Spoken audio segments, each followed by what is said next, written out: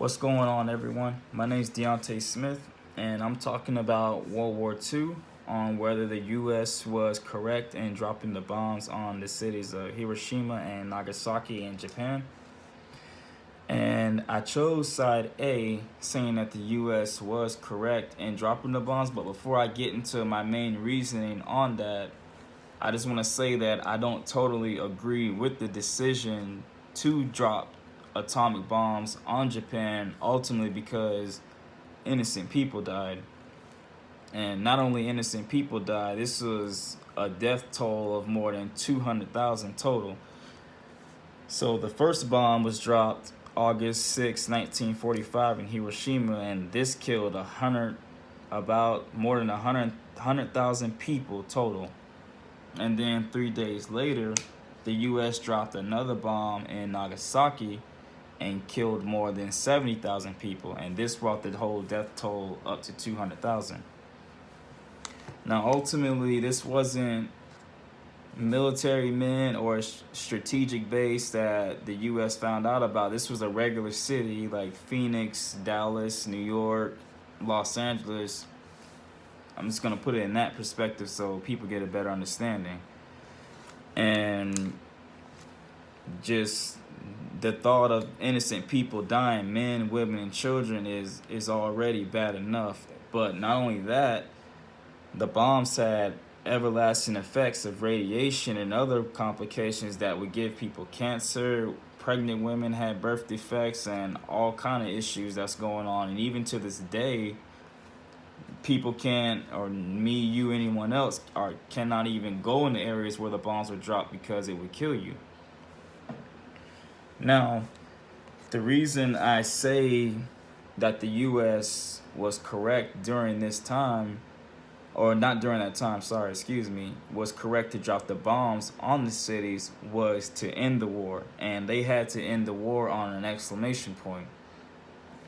The U.S. had already exhausted many of our resources, supplies, troops, everything else you could think of needed from a war stemming from World War I.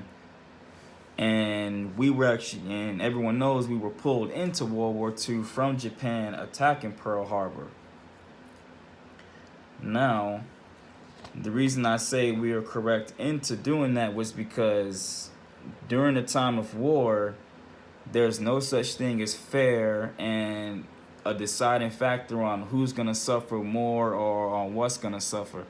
The only thing a commander is thinking about is how to end the war efficiently, effectively, while using the least amount of supplies and losing the least amount of soldiers, because anytime we lose more than one soldier is bad.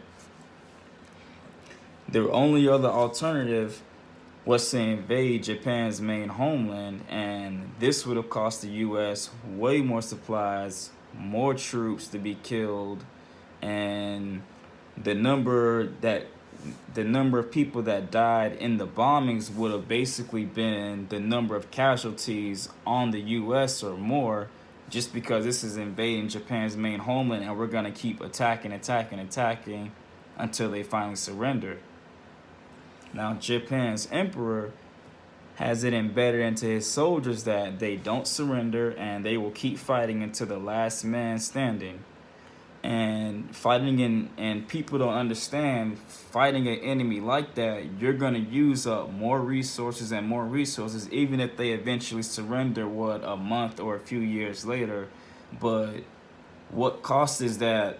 What does that come at a cost of using our resources and sending more men to die out there when we could end the war without having any damage done to us?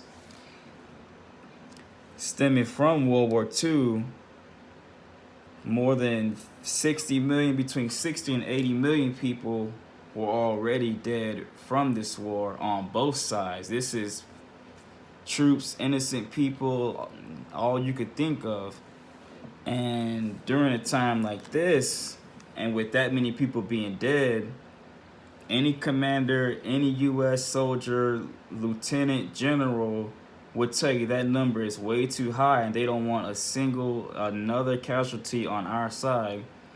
Now, again, I don't agree with the bombs being dropped ultimately because innocent people had to perish. But if I'm a commander and I have a choice of saving all my men and only having damage being done to the enemy side, my choice is going to be them every single time, because during a time of war, you can't pick a side on who's going to suffer more, me or my men or the enemy. We're just going to keep pounding them. That doesn't make sense.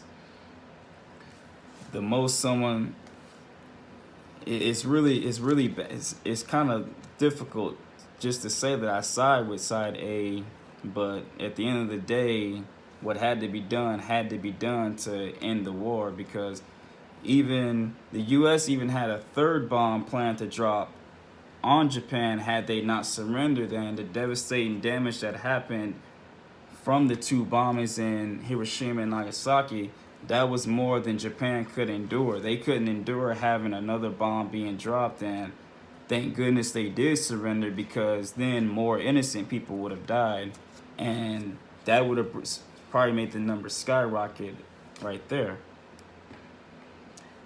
Again, we were right in dropping the bombs, but then again, we weren't, and that's really like a sensitive topic to kind of just talk about and pick a side. Like, I don't want to seem heartless or anything, but just that's the way I feel, and if I gotta protect my men, that's what I would do as a commander. So, yeah, thank you.